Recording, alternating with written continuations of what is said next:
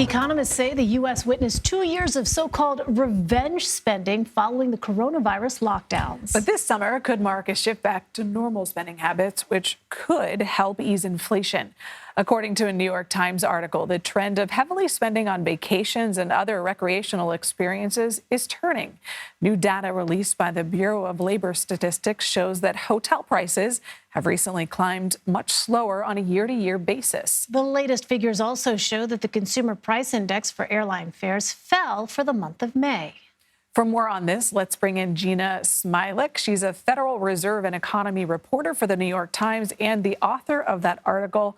Jeanna, first, just so we all know, what is revenge spending and how does it impact inflation?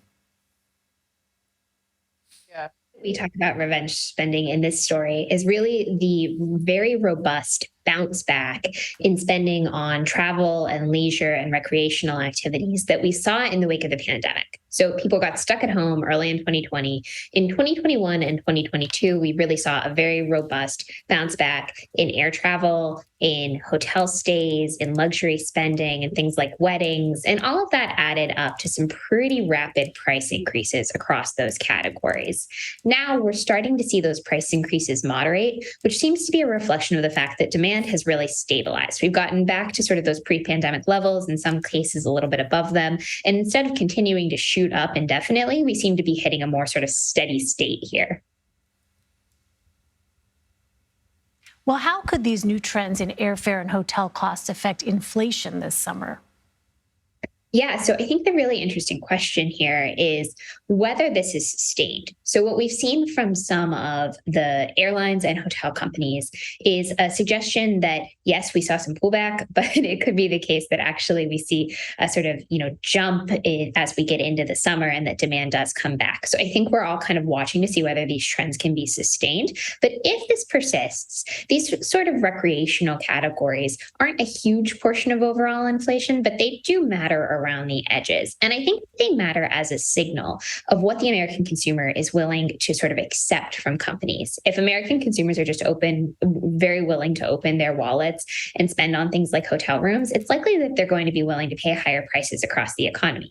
And so I think these can be an important barometer for where inflation overall is headed. If we see these categories continuing to cool, I think that's probably a good signal that we're going to continue to see the slowdown in inflation that we've been beginning to enjoy over the recent months.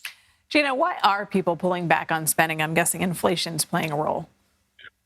Yeah, so it's really more that inflation or spending is stabilizing versus pulling back. So it had been just shooting up really, really rapidly. And now we're seeing a sort of nice moderation to where that growth rate isn't as quick. It's still growing, but it's growing a lot more slowly. I think that it's clearly partially an inflation story. People aren't just indefinitely able to cover higher and higher prices. And I think it's also partially a story about a little bit of nervousness around where the economy is headed, what's going to happen next. Interest rates have gone up quite a lot, which I think has some consumers on edge. We did see some bank turmoil earlier this year. And actually, if you read travel and leisure companies' earnings reports, several of them brought that up specifically as something that made consumers nervous and sort of kept them from spending as much in sort of the end of the first quarter and into the second quarter. And so I think we're really seeing that sort of combination, inflation on one hand, uncertainty on the other, kind of causing consumers to be a little bit more cautious than they had been last year.